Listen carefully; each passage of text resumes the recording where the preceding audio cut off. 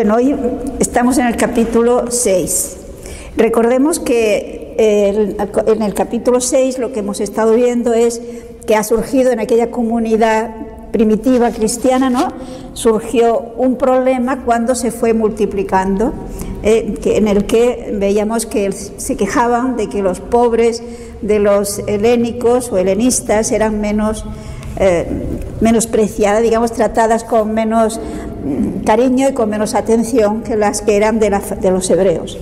Es decir, ha surgido el problema de esa situación tanto de rivalidad que existía en la comunidad judía entre los que habían nacido fuera de Israel, que llamaban helenistas, y los que habían nacido en Israel.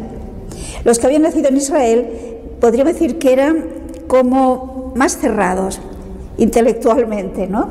Eran más fanáticos de lo suyo, mientras que los que habían nacido fuera pues tenían una mente mucho más amplia, mucho más abierta, más en actitud de acoger mejor lo nuevo que pudiera venir, mientras que los otros estaban muy apegados a las tradiciones. Bien, pues ahora nos vamos a encontrar que nos vuelve a surgir nuevamente esta situación, es decir, conviene tenerla en cuenta. A partir del versículo 8 de este capítulo 6 se nos va a hablar de San Esteban, uno de los diáconos. Uno de aquellos 7 diáconos que escogieron es Esteban. En el capítulo 8 se nos va a hablar de otro diácono que es Felipe. Bien, pues leamos solamente el versículo 8. Esteban, lleno de gracia y de poder, realizaba entre el pueblo grandes prodigios y señales. Es decir, solamente nos quedemos en esta reseña de Esteban. Fijémonos que Esteban era un hombre realmente de Dios, un auténtico cristiano, y al que Dios había dado muchos dones, muchos carismas. Saben que los carismas son esos dones gratuitos que se da para bien de la comunidad. Bien, pues, y entre los dones, los carismas que tiene Esteban, es pues que tiene el de poder hacer milagros. Entonces hacía muchos milagros, muchos prodigios, y además, como veremos más adelante, el don de poder entender a fondo el Evangelio, un carisma para saber comunicar el mensaje de Cristo y además con una gran sabiduría. Conviene tener en cuenta que hasta este momento, si recordamos todo lo que hemos visto hasta ahora, el pueblo de Israel, los judíos no cristianos, pues veían a los cristianos con afecto, con simpatía. El pueblo apoyaba a los apóstoles y apoyaba a los cristianos. Eran bien vistos, aunque no todos se hacían cristianos, pero tenían buena fama en el pueblo. Y por eso recordemos que el Sanedrín no se atrevía a hacer nada en contra de ellos, porque el pueblo se le ha puesto en contra. Ahora con Esteban las cosas van a cambiar. Vamos a leer ahora los versículos 9 y 10. Se levantaron unos de la sinagoga llamada de los libertos, cirenenses y alejandrinos, y otros de Cilicia y Asia, y se pusieron a disputar con Esteban. Pero no podían resistir a la sabiduría y al espíritu con que hablaba. O sea, fijémonos que aquí ya surge un problema. Se nos habla de que Esteban hablaba como los cristianos entonces seguían viviendo en sus relaciones sociales y religiosas como judíos, porque no habían dejado de ser judíos. Ya hemos visto que iban al templo y por lo tanto también participaban de las sinagogas. Y Esteban se supone que pertenecía a una de estas sinagogas que se nos ha nombrado, posiblemente a la de los alejandrinos, porque en el templo se ofrecían los sacrificios, pero para la lectura de la Biblia y los comentarios de la Biblia se hacía en las sinagogas, donde cada sábado se reunían para leer la Biblia y comentarlo. En el Evangelio de Lucas vimos cómo Jesús también asistía a las sinagogas. Bien, pues Esteban empieza a explicar a Jesucristo, a dar testimonio de Jesucristo como el Mesías en las sinagogas. Y En esta sinagoga, si nos fijamos, todas las sinagogas que se nos han nombrado eran sinagogas de helenistas, es decir, los judíos nacidos en el extranjero, fuera de Israel, pero que ya vivían en Israel, pues tenían sus propias sinagogas en las que se leía la Biblia en griego. Los hebreos, los nativos de Israel, tenían su sinagoga en la que se leía la Biblia en hebreo.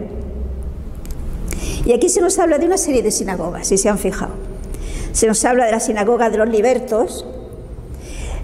Se supone que estos libertos serían los descendientes de los judíos que llevó cautivos a Roma en tiempos de Pompeyo, bastante antes del nacimiento de Jesucristo, y muchos de ellos quedaron libres, se pudieron rescatar. Sabemos que en Roma pues eran una colonia bastante importante, y estos también tenían sinagogas, y se ve que en Jerusalén también tenían una sinagoga. Liberto en el sentido de esclavos que consiguen su libertad. También había la sinagoga de los cirenenses, o sea, de Cirene, de los alejandrinos, o sea, los que habían nacido en Alejandría, y se supone que Esteban pertenecía a esta sinagoga, y de los de Cilicia. No sé si se acuerdan quién era de Cilicia. San Pablo. O sea, sin duda alguna, a la sinagoga de Cilicia pertenecía Saulo, que más adelante será San Pablo, que ya saldrá. Y se nos habla de otras, también de Asia. Entonces disputaban estos con Esteban. No se nos dice de qué, pero ya se supone que era sobre si Jesús era el Mesías o no. Y aquí se nos ha dicho, si se han fijado en el versículo 10, que Esteban tenía una tal sabiduría, que el Espíritu Santo le había dado tal sabiduría, que ninguno de ellos conseguía, digamos, convencerle de lo contrario. O sea, nadie podía rebatir los argumentos de Esteban.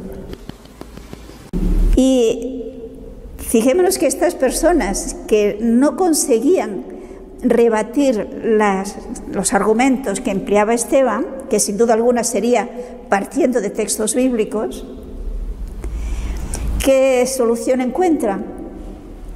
Pues usar la violencia. No tienen razones, pues usarán la fuerza. No sé si recuerdan que ya Jesús dijo que precisamente daría una sabiduría especial. Quizá lo podemos leer. Busqué en el Evangelio de Lucas, capítulo 21, podemos leer los versículos 12 al 15. Pero antes de todas estas cosas, pondrán sobre vosotros las manos y os perseguirán, entregándoos a las sinagogas y metiéndoos en prisión, conduciéndoos ante los reyes y gobernadores por amor de mi nombre. Será para vosotros ocasión de dar testimonio. Haced propósito de no preocuparos de vuestra defensa, porque yo os daré un lenguaje y una sabiduría a la que no podrán resistir ni contradecir todos vuestros adversarios. Sé que vemos que la palabra de Jesús se cumple. Y Esteban tiene tal fuerza en sus argumentos que, según vemos, deducimos de lo que nos dice Lucas, no eran de su inteligencia, que era especialmente lúcida, que sin duda también lo era, sino era esa luz, esa fuerza que el Espíritu Santo, que moraba en él, le daba para tener argumentos y defender la verdad, y es que Jesús es el Mesías. Veamos pues a qué recurren. Podemos seguir leyendo los versículos 11 al 14. Entonces sobornaron a unos hombres para que dijeran: nosotros hemos oído a éste pronunciar palabras blasfemas contra Moisés y contra Dios. De esta forma amotinaron al pueblo, a los ancianos y escribas. Vinieron de improviso, le prendieron y le condujeron al Sanedrín. Presentaron entonces testigos falsos que declararon: este hombre no para de hablar en contra del lugar santo y de la ley. pues le hemos oído decir que Jesús, ese nazoreo, destruiría este lugar y cambiaría las costumbres que Moisés nos ha transmitido. Vale, por lo tanto tenemos que ¿qué hacen? En vista de que no tienen argumentos para callar a Esteban, como que no quieren creer. Porque fijémonos que lo lógico sería, si sinceramente buscan a Dios, si le está dando argumentos convincentes, si buscan la verdad, lo normal es que hubieran creído. Pero no están dispuestos a creer. Por lo tanto, lo que quieren es callarlo, que no siga hablando. ¿Y a qué recurren? Si nos fijamos, a lo mismo que recurrieron el Sanedrín con Jesús, buscar testigos falsos. ¿Por qué? Porque ya lo han condenado. Tiene que morir, porque no saben cómo callarlo, digámoslo así, ¿no? Por lo tanto, consiguen comprar falsos testigos, sobornan, o sea, compran falsos testigos para que digan al pueblo, porque claro, se trata de convencer al pueblo, porque el pueblo está a favor de ellos, de los cristianos, ¿no?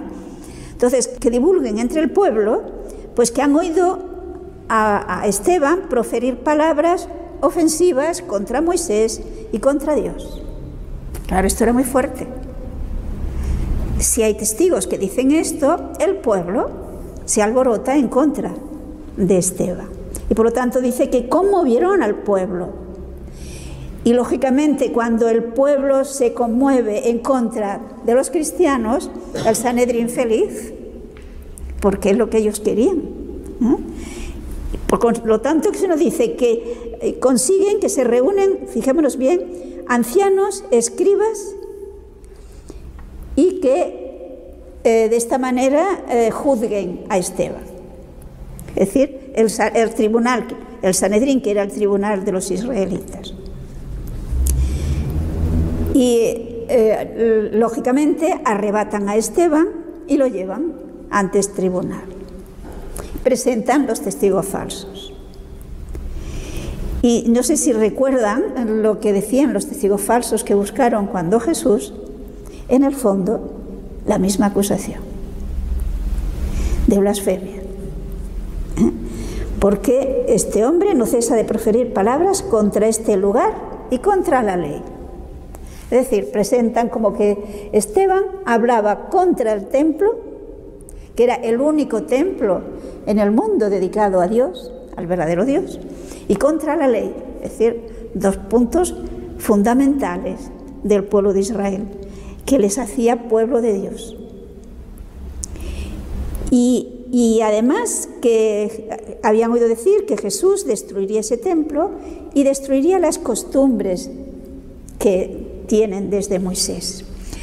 Podríamos preguntarnos, ¿y por qué le acusan de esto? ¿Qué diría Esteban para que le puedan acusar de que Esteban, y porque continúan diciendo lo que decía Jesús, hablan contra el templo y contra la ley? Como digo, dos puntales fundamentales del pueblo de Israel. Pues sin duda alguna fue una manera de tergiversar lo que decía Esteban. Y claro, podíamos pensar, y a lo mejor Esteban fue imprudente con decir aquellas cosas.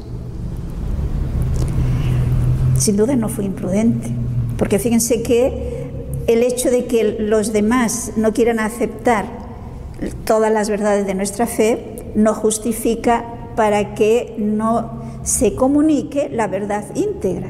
No sé si me explico. No podemos decir, bueno, como a la gente no le gusta hablar del diablo, no hablemos del diablo. Como a la gente no le gusta hablar del infierno, no hablemos del infierno. Como a la gente le cuesta creer en la resurrección de los muertos, pues no hablemos de eso. Pero entonces, ¿taramos el mensaje? Ese no es el mensaje de Jesús. No quiere decir que eso sea lo más importante, sobre todo si se refiere al infierno y al diablo, ¿no? La resurrección sí, que es importantísima.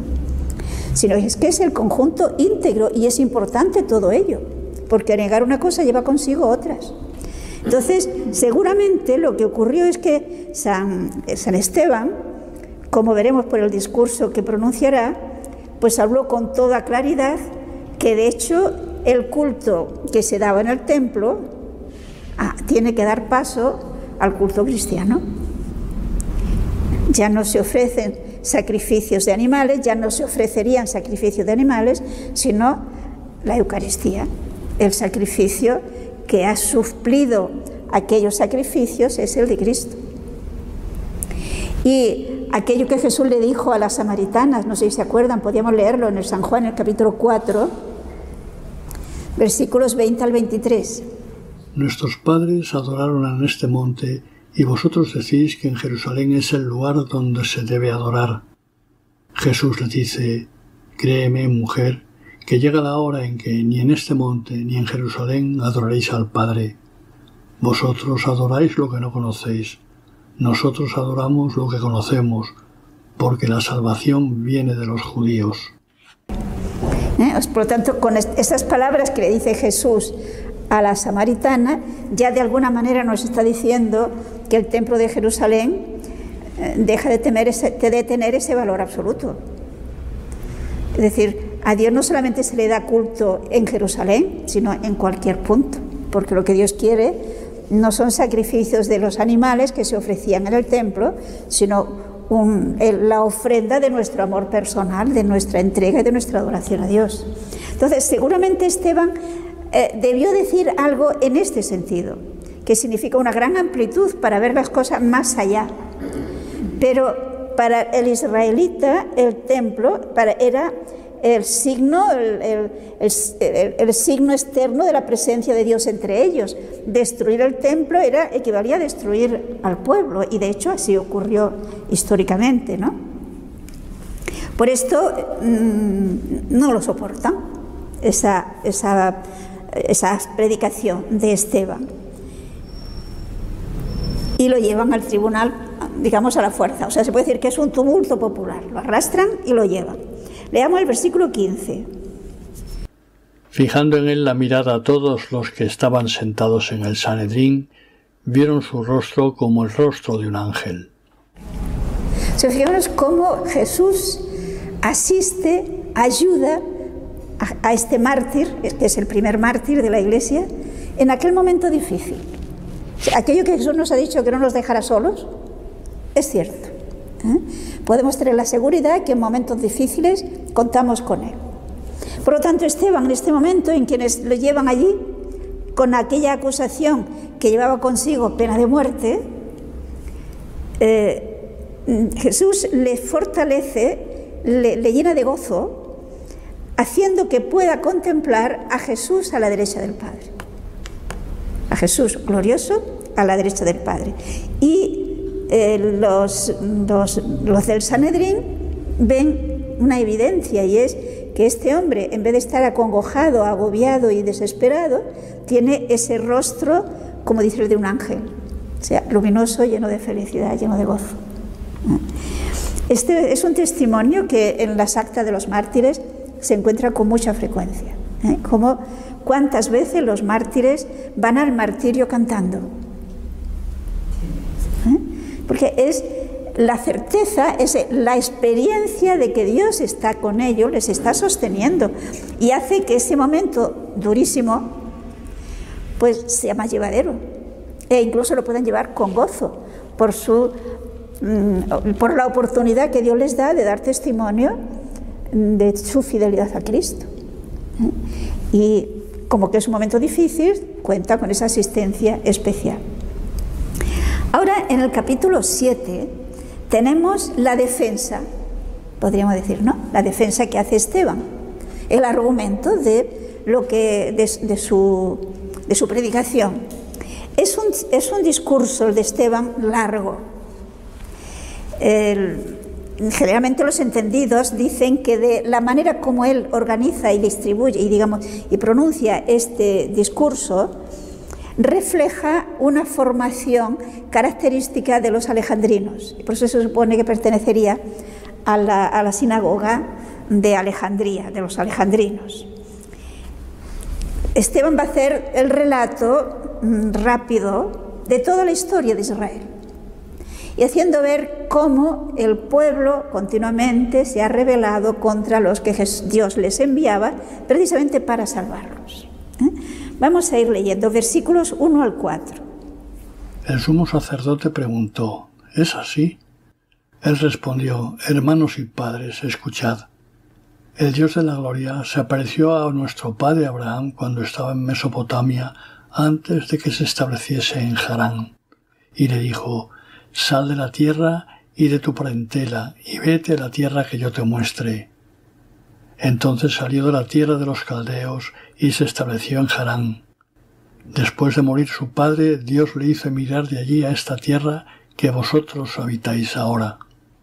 O sea, fijémonos, empieza por recordar el origen del pueblo de Israel, que está en Abraham, en la llamada que hace Dios a Abraham. Aquí, según este argumento, según este testimonio de Esteban, se nos habla de que Abraham fue llamado por Dios 2 veces. Hay otros testimonios que coinciden en lo mismo. Es decir, fue llamado cuando estaba en Mesopotamia y después estando en Harán.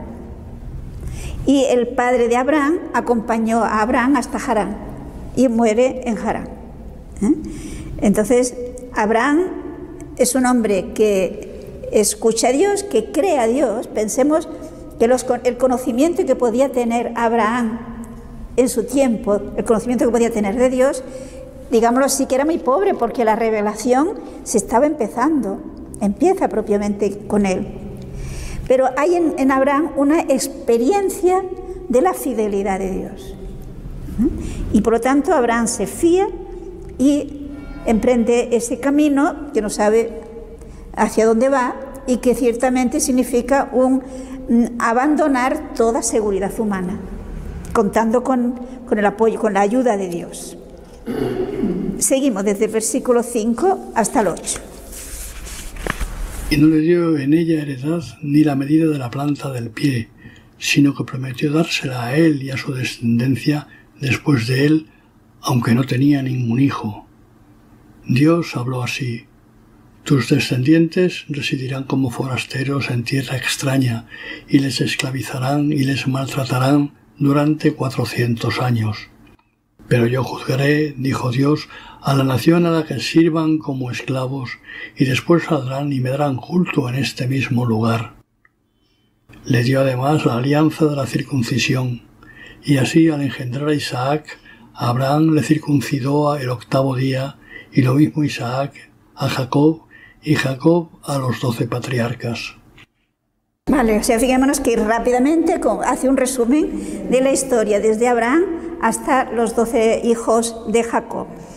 Pero fijémonos que se nos dice cómo Abraham, que de hecho no tenía absolutamente ninguna posesión en Israel, dice ni siquiera dónde poner el pie, sin embargo cree a Dios, que le dice que le dará en posesión aquella tierra, y que además le dice que le va a hacer padre de un gran pueblo, cuando no tenía todavía hijos. Y él creyó.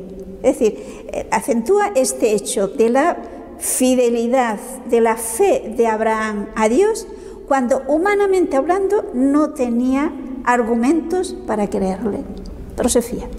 Abandona su pueblo, fiándose de que será Dios quien le protegerá. Pensemos que en aquel entonces la libertad y la prosperidad de una tribu dependía del número de personas que fueran para defenderse. Y Dios le dice que abandone su tribu, que abandone su pueblo, que siga pues el grupo familiar, y que sería Dios el que le protegería. Sería amigo de tus amigos y enemigo de tus enemigos, más o menos le viene a decir. Vale, pues entonces Abraham recibe la primera llamada en Mesopotamia, después en Harán le vuelven a llamar Dios, y él se fía totalmente de Dios y cree, y además hacen una alianza. Y esa alianza, Abraham se compromete a manifestarla, a entrar a formar parte de esa alianza mediante el signo de la circuncisión. Y por lo tanto, Abraham circuncida a su hijo Isaac cuando éste nace, Isaac igualmente circuncida a su hijo Jacob, y Jacob circuncida a sus 12 hijos, que son los 12 patriarcas, las 12 que formarán luego las 12 tribus de estos 12. Sigamos, versículos 9 al 15. Los patriarcas, envidiosos de José, Le vendieron con destino a Egipto, pero Dios estaba con él y le libró de todas sus tribulaciones y le dio gracia y sabiduría ante Faraón, rey de Egipto, quien le nombró gobernador de Egipto y de toda su casa. Sobrevino entonces en todo Egipto y Canaán hambre y gran tribulación. Nuestros padres no encontraban víveres. Pero al oír Jacob que había trigo en Egipto, envió a nuestros padres una primera vez. La segunda vez, José se dio a conocer a sus hermanos y conoció el faraón el linaje de José. José envió a buscar a su padre Jacob y a toda su parentela, que se componía de 75 personas. Jacob bajó a Egipto, donde murió él y también nuestros padres, y fueron trasladados a Siquem y depositados en el sepulcro que había comprado a Abraham a precio de plata a los hijos de Hamor, padre de Siquem. Bueno, hemos leído también el 16. Observen que aquí Esteban hace ver, recalca la idea en la historia de José. Como José es envidiado por sus hermanos y quieren deshacerse de él. Fijémonos que aquí aparece José, tipo y figura de Jesús. Sus hermanos quieren acabar con José, lo venden a Egipto, pero sin embargo Dios estaba con José, como Dios estaba con Jesús. Y de hecho será José el que salvará la vida de sus hermanos. ¿No ven? Dios estaba con José y por lo tanto José, que es vendido como esclavo en Egipto, llega a ser pues un personaje importantísimo en Egipto, del que dependen todos, es decir, todos tenían que ir a comprar a él el trigo. Providencialmente hace que en Canaán no haya alimentos y se enteran que en Egipto hay. Y entonces José, la segunda vez, se nos dice que se dio a conocer a ellos.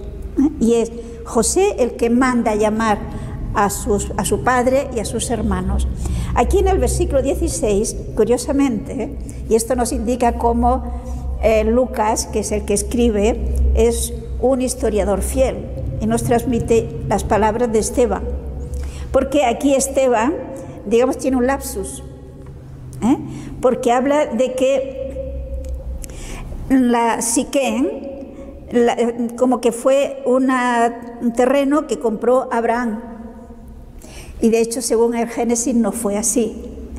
Abraham, aquí confunde la cueva de Macpelá en Hebrón, que es la que compró Abraham y donde enterró a Sara, de la tierra, esta porción de tierra que compra a los hijos de Emor en Siquem, que quien lo compra es Jacob. Y de hecho fue aquí en Siquem donde se enterró también a José. Es decir, aquí es un pequeño lapsus, ¿no?, que no coincide históricamente, pero que aquí Esteban, sí, pues digamos que dice pues lo que se decía entonces, o quizás tuvo un momento de confusión, pero como digo, Lucas mantiene fielmente el relato, porque eso tampoco tiene importancia. Lo que le interesa es la actitud del pueblo, de los hermanos de José con José, y cómo José es el instrumento escogido por Dios para salvar a esos que no le querían, que habían querido acabar con él. Versículo 17 al 22. Conforme se iba acercando el tiempo de la promesa que Dios había hecho a Abraham, creció el pueblo y se multiplicó en Egipto, hasta que se alzó un nuevo rey en Egipto, que no se acordó de José. Obrando astutamente contra nuestro linaje, este rey maltrató a nuestros padres, hasta obligarles a exponer sus niños para que no vivieran. En esta coyuntura nació Moisés, que era hermoso a los ojos de Dios. Durante 3 meses fue criado en la casa de su padre. Después fue expuesto y le recogió la hija de Faraón, quien le crió como hijo suyo. Moisés fue educado en toda la sabiduría de los egipcios y fue poderoso en sus palabras y en sus obras.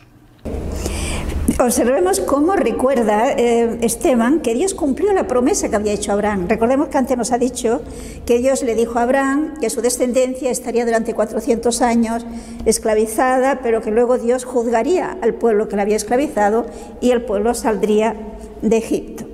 Pues dice que efectivamente así ocurrió. El pueblo estuvo en Egipto durante 400 años y cuando se cumplió ese tiempo, se lo dice que los israelitas se multiplicaron muchísimo, el pueblo creció muchísimo y el faraón que entonces había, pues quiso acabar, quiso frenar, digámoslo así, ese crecimiento de los israelitas y dio la orden, que todo esto se nos cuenta en el libro del Éxodo, de que mataran a todos los niños que nacieran. Y justamente entonces nace Moisés. O sea, fijémonos cómo Esteban se va fijando en la providencia de Dios y cómo el proyecto de Dios se realiza a pesar de las contradicciones y de la acción del hombre en contra. Y por consiguiente, efectivamente, cuando Moisés nace es cuando el faraón ha dado esa orden de que todos los niños mueran. Sus padres protegen a este niño durante 3 meses, pero pasados los 3 meses ya era difícil tenerlo escondido. Y entonces sabemos que nos lo describe muy bien, como digo, el libro del Éxodo, que la madre lo expone en una cestita, ¿no? Y es la hija del faraón la que recoge a Moisés. Y entonces, siendo así que los egipcios quieren acabar con los israelitas, Dios se vale de eso para que precisamente el que ha de ser el jefe de los israelitas sea educado en la casa del faraón. Con lo cual, Moisés recibe una educación muy superior a la que habría tenido si hubiera estado en su casa. Porque digamos que recibe una educación y una formación para dirigente. Puesto que era en la casa de la hija del faraón. Y de esta manera se nos dice, cosa que quizás nos puede resultar un poco extraño, que de esta manera Moisés era poderoso en palabras y en obras. Sabemos por el Éxodo que Moisés se quejaba de que no sabía hablar. Es decir, se ve que no tenía facilidad de palabra. Pero si se dice que era poderoso en palabras y en obras, es por el don que recibió de Dios para hacer milagros. Recordemos que convertirá el agua en vino, etcétera, etcétera, ¿no? Y que además será el intermediario entre Dios y el pueblo para transmitir la ley, etcétera, etcétera. Fue el gran profeta que tuvo el pueblo de Israel, ¿no? Seguimos desde el versículo 23 al 29. Cuando cumplió la edad de 40 años, se le ocurrió la idea de visitar a sus hermanos los hijos de Israel, y al ver que uno de ellos era maltratado, tomó su defensa y vengó al oprimido matando al egipcio. Pensaba él que sus hermanos comprenderían que Dios les daría la salvación por su mano, pero ellos no lo comprendieron. Al día siguiente se les presentó mientras estaban peleándose y trataba de ponerles en paz diciendo: «Amigos, que sois hermanos, ¿por qué os maltratáis uno a otro?». Pero el que maltrataba a su compañero le rechazó diciendo: «¿Quién te ha nombrado jefe y juez sobre nosotros? ¿Es que quieres matarme a mí como mataste ayer al egipcio?». Al oír esto, Moisés huyó y vivió como forastero en la tierra de Madián, donde tuvo 2 hijos. Observemos que San Esteban insiste en este hecho, en la actitud de Moisés. Si se han fijado en el versículo 25, dice que creía él que sus hermanos entenderían que Dios quería librarlo a través de él, a través de su mano.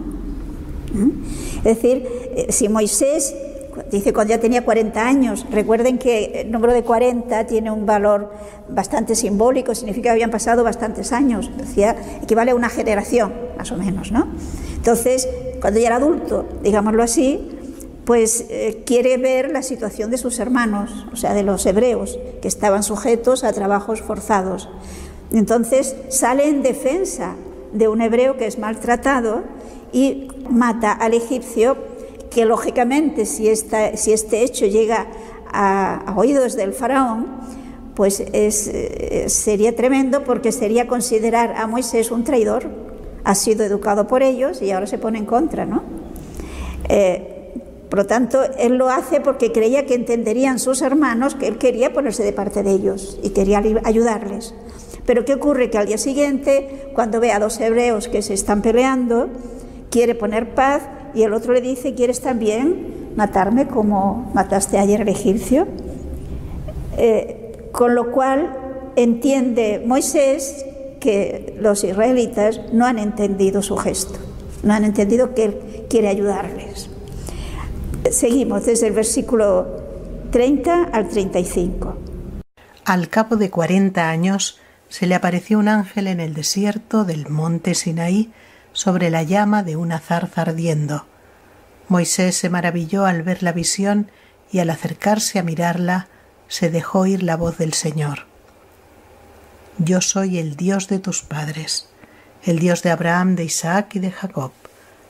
Moisés temblaba y no se atrevía a mirar. El Señor le dijo: quítate las sandalias de los pies, pues el lugar donde estás es tierra santa. Bien vista tengo la opresión de mi pueblo que está en Egipto, y he oído sus gemidos y he bajado a librarles. Y ahora ven que te enviaré a Egipto. A este Moisés de quien renegaron diciéndole: ¿quién te ha nombrado jefe y juez? A este envió Dios como jefe y redentor por mano del ángel que se le apareció en la zarza. O sea, observemos qué puntos va acentuando Esteban. Se nos dice bien claro que si Moisés tuvo que huir de Egipto y huyó a Madián, no fue solo porque le perseguía el faraón, sino porque sus hermanos no lo aceptaron. No lo aceptaron como su libertador, como que estaba de su parte, por lo tanto no le protegieron, no lo habrían protegido tampoco. Pero cómo, sin embargo, es ese el que Dios ha escogido. Fijémonos cómo nuevamente va apareciendo lo que ha ocurrido con Jesús, el escogido de Dios que es rechazado.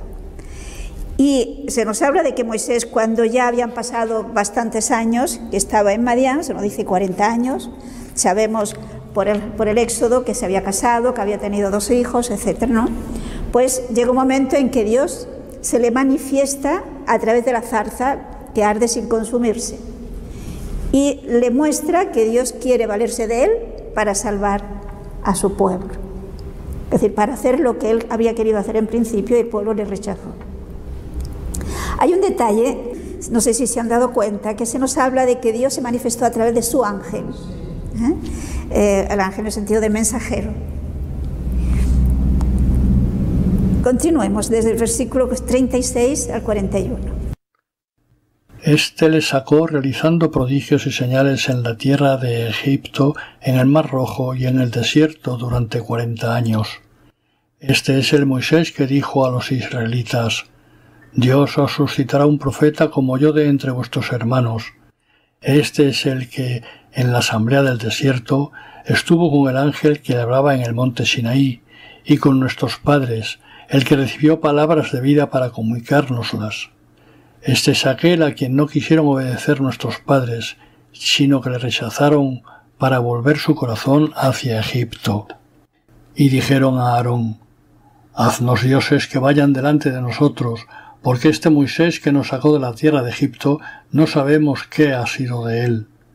E hicieron aquellos días un becerro y ofrecieron un sacrificio al ídolo e hicieron una fiesta a las obras de sus manos. O sea, vemos que por lo tanto ese Moisés que ellos, los israelitas, habían rechazado, insiste, es el que Dios escogió.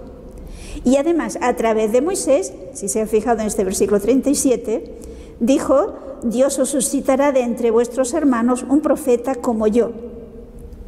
Ese es el que estuvo en medio de la asamblea del desierto. Es decir, a ese que Dios suscitará un profeta como Moisés, como veremos más adelante, y que también se ha citado en el libro de los Hechos ya ese texto, es Jesús.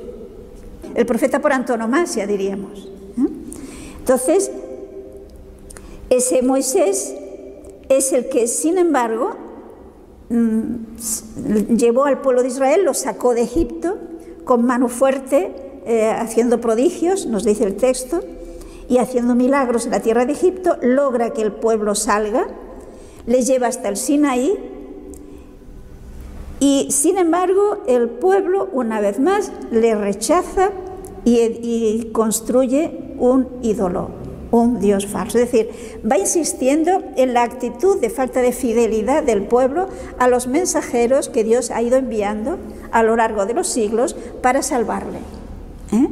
Y, sin embargo, el pueblo una y otra vez se vuelve rebelde. Tenemos que terminar el versículo 42 y 43. Entonces Dios se apartó de ellos y los entregó al culto del ejército del cielo, como está escrito en el libro de los profetas.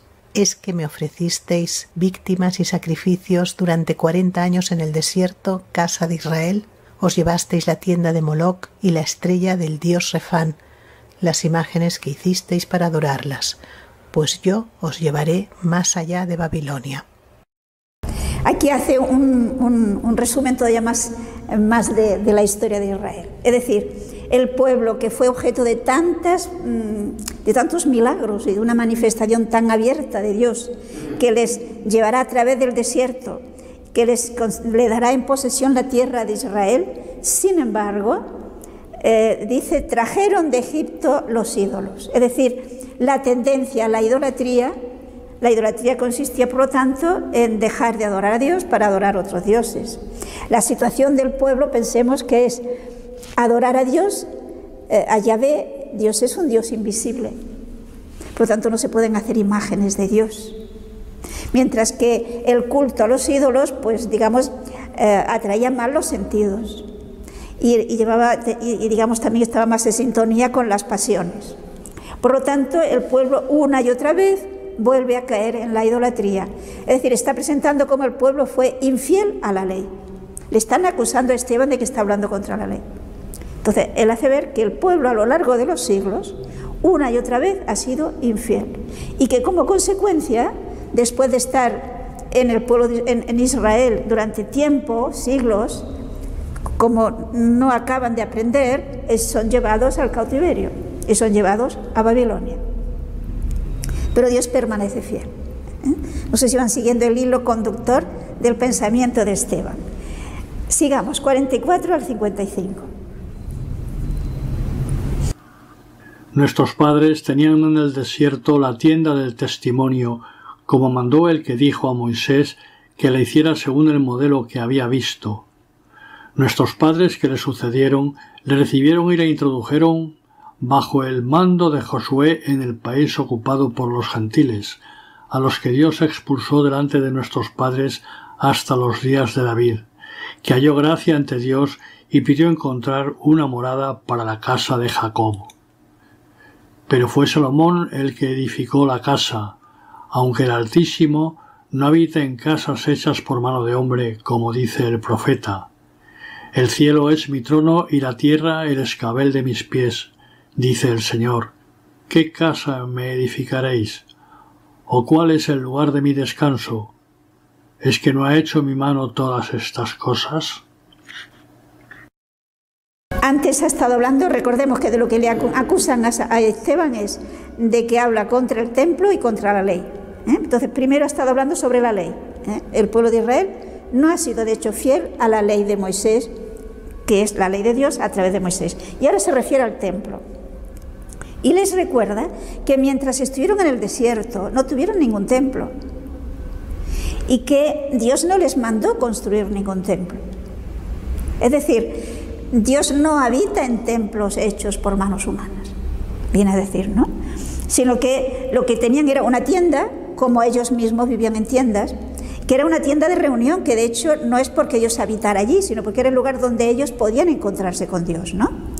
Entonces, dice aquí que introdujeron, cuando entraron con Josué en la tierra que Dios arrojó a los moradores de aquellas tierras para que habitasen ellos, Dios tampoco entonces pidió que le hicieran una tienda. Fue Salomón, fijémonos que desde que con Josué entran en Israel hasta Salomón pasan siglos. Entonces fue con Salomón quien edificó una casa. Sin embargo, como dice el versículo 29, Dios no habita El Altísimo no habita en casas hechas por hombres, porque Dios es infinito, no lo podemos limitar a un espacio. Y cita un texto también del Antiguo Testamento. Seguimos desde el versículo 51 hasta el 60, o sea, hasta el final. Duros de cerviz, incircuncisos de corazón y de oídos, vosotros siempre resistís al Espíritu Santo, como vuestros padres, así vosotros. ¿A qué profeta no persiguieron vuestros padres? Ellos mataron a los que anunciaban de antemano la venida del justo, de aquel a quien vosotros ahora habéis traicionado y asesinado. Vosotros, que recibisteis la ley por mediación de ángeles y no la habéis guardado. Bueno, vamos a quedarnos aquí y enseguida seguimos.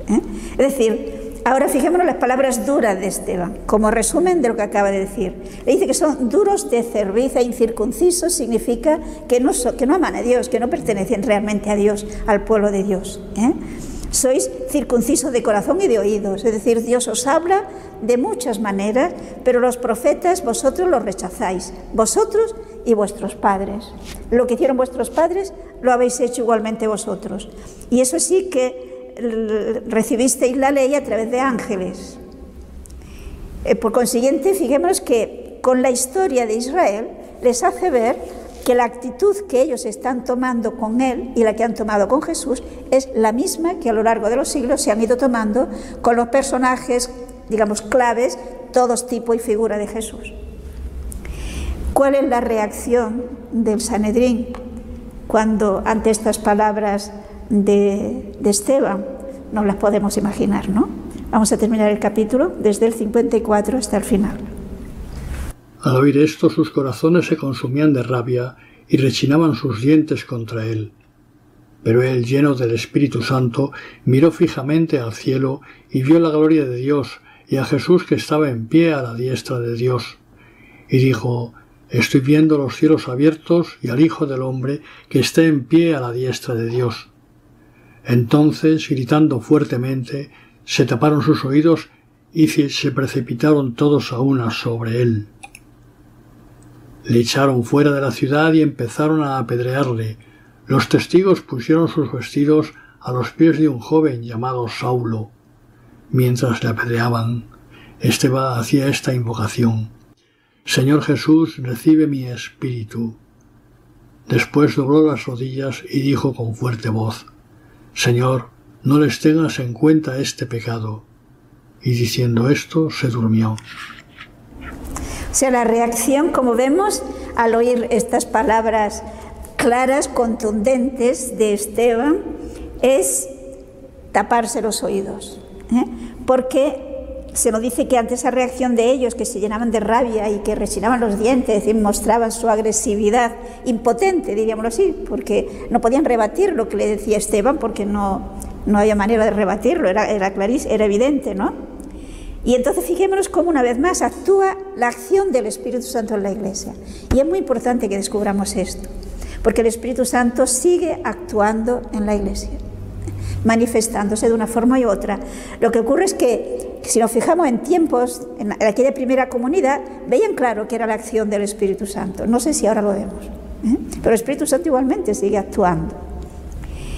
Y entonces contemplan a Esteban, y fijémonos que Jesús le fortalece, y el Espíritu Santo evidentemente también, porque se le dice que estaba lleno del Espíritu Santo, pero le fortalece dejándose ver Jesús. Y por tanto Esteban ve a Jesús resucitado, glorioso, a la derecha del Padre. Fijaos que estar a la derecha del Padre significa compartir la autoridad, por lo tanto Dios igual que el Padre, ¿no? Y ante esto les parece una blasfemia y reaccionan como reaccionaron con Jesús. O sea, pero en este caso, si lo fijamos, no hay un juicio, hay un tumulto popular. Y por lo tanto, le empujan, lo sacan fuera de la ciudad, porque dentro de la ciudad santa no podía morir. Lo sacan fuera, cumplidores, y apedrean a Esteban porque lo consideran un blasfemo. Pero observémonos la actitud de Esteban al morir, que es reflejo claro de Jesús. Igualmente muere orando. Jesús dijo: Padre, en tus manos encomiendo mi espíritu. Y Esteban dice también: Señor Jesús, recibe mi espíritu. Y otro gesto semejante al de Jesús: Padre, Señor, no les tengas en cuenta este pecado. O sea, muere perdonando. Pero observemos un detalle: dice que se durmió, no dice que se murió, se durmió. ¿Y por qué dice se durmió? Pues porque espera la resurrección. La muerte en realidad es un dormir. Es un dormir, un sueño muy largo, ¿cierto? Un sueño de siglos, pero es un dormir porque esperamos despertar, esperamos resucitar. Por lo tanto, se durmió en el Señor. Y aquí nos da este detalle: Saulo aprobaba su muerte. Es decir, es Saulo el que guarda los vestidos de los que arrojaban las piedras, porque según la ley, el que se haya presentado como testigo para acusar debería ser el primero que tirara las piedras. Recordemos que cuando a Jesús le llevan la adúltera, Jesús también dirá: el que esté sin pecado, que tire la piedra. Pues aquí son los que le han acusado los primeros que empiezan a tirar la piedra, y para poderlo hacer con más libertad dejan sus mantos, que los cuida Saulo. Y Saulo era, lo veremos, era uno de el cabeza fundamental en esta persecución contra los cristianos. Tenemos, por lo tanto, el primer mártir de la Iglesia. Y nos hemos alargado un poquito, pero no podíamos cortar.